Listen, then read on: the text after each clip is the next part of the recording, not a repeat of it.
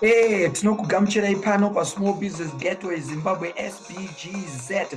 Zita rangu ndoitwa Dr. Charlie TSBD, Dr. wemabhizinisi madoko ari pakati nepakati neari kusimukira atinoti kama-SMEs. Ndisati ndapfuurira mberi, ngatorei kamukana kadiki diki isu sevana veZimbabwe takazvimirira sedungamunhu kana sevana muzvinabhizinisi. Ngatishandisei Zimbabwe yedu, makomo ayo nemiti yayo, iswa dzayo, mvura dzedu, mhuka dzedu, muchirungu yatinoti ka-environment. Ngatizvishandisei zvose izvi nenzira yakanaka kuitira kuti tigokwanisa kusiyirawo kanhaka yakanaka kuvana vevana vedu. Ngatimboona zvishomanana.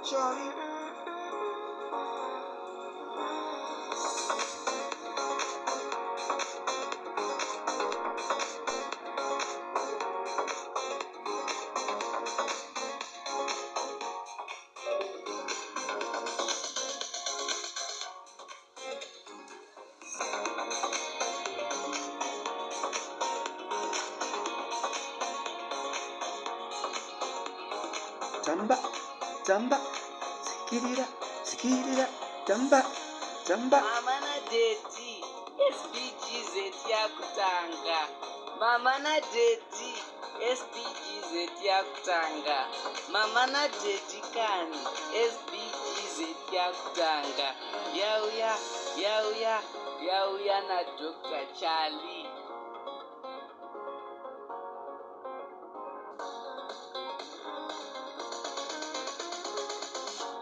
Mazvita ndinokutendai nekuramba muchiripo pachivhitivhiti chedu cheSBGZ. Ndati rangu ndoitwa Dr. Charlie TSBD, the Small Business Doctor, dhokotera wemabhizinisi maduku ari pakati nepakati neari kusimukira atinoti kama-SMEs. Zvino manga muchizviziva here kuti isusu seSBGZ tiripo kupa mazano uye kudzidzisa vese vanonga vachida kuvamba mabhizinesi avo kana kuti vakatomavamba nechekare, mabhizinesi madoko ari pakati nepakati uye ari kusimukira atinoti ma-SMEs. Zvatinoita zvacho zvakawandisa, ndikada kuzvibata handingambozvipedzi kufanana nokuti mazano, kudzidzisa zvemichina zvemakombiyuta, kukugadzirai mawebhusaiti, kuita marisechi, kuita mabhizinesi plans, zvakawandisa. Asi muchidimboregai nditi kuti imimi mukwanise kubatsirwa zvizere nesu kunoku kuSBGZ, tinokukurudzirai kuti muvhure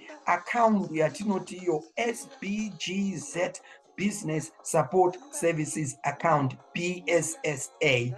Kana mavhura BSSA yenyu, zvinoreva kuti munobva mava nhengo pamwe chete nevamwe vose muhurongwa hwedu hwatinoti SBGZ Community. Saka munobva mapinda muSBGZ Community imomo, mova nehunhengo hwegore rese, kureva kuti munonga muine mukana wokuti ndoda kuva futi nhengo, rambe muchidaro. Muchirungu tiri kuti subscribing every year. Nemuripo mudiki unonakidza kuti handiutaure nokuti unonakidza, saka mozondibata kuti titaurirane. Chimwe chinobva chaitika, tinobva takupai certificate inotaura kuti mava nhengo yeSBGZ Community. Zvimwe zvamunobatsirwa nazvo ndezvekuti taanoukama kudai maakukwanisa kuti tikuitirei muchirungu yatinoti business performance health test, kureva kuti tinouya toongorora mafambisiro amukuita bhizinesi renyu,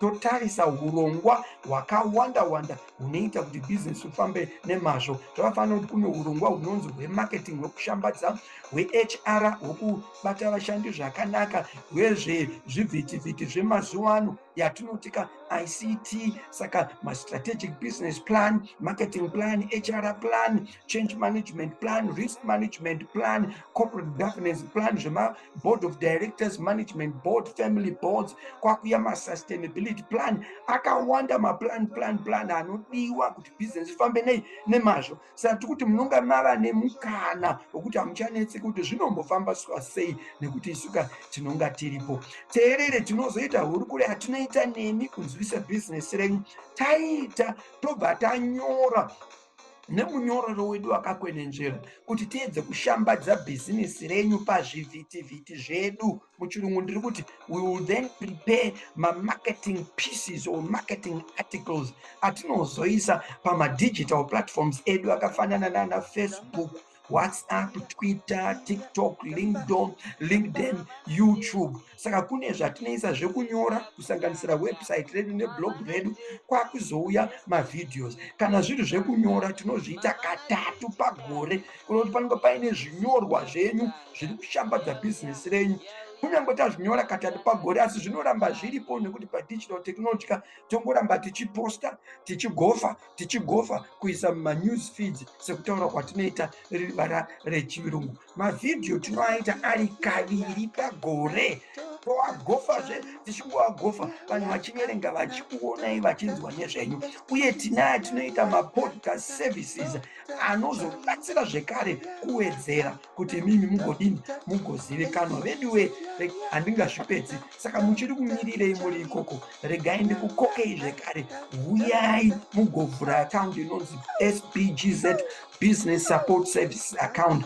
Kuti muivhure akaunti iyoyo uye kuti munzwe zvizere, ndinyorerei nwadi paemail inotiyo sbgz2022@gmail.com, sbgz2022@gmail.com, kana kundibata parunhare runowanikwa pawhatsapp runoti +263 71 370 2933, +263 71 370 2933. Ndakuenda kuparadzana nemi ndodzokororazve nyaya ndambotaura semazimbabweans, angava dunga munhu kana mabhizinesi.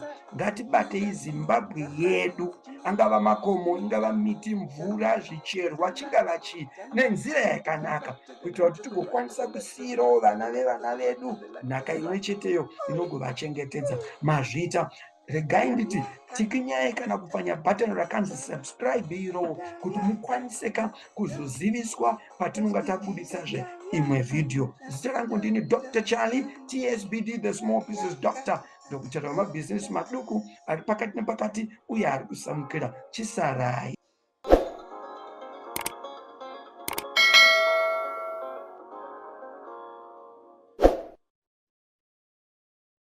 Indeed, SBGZ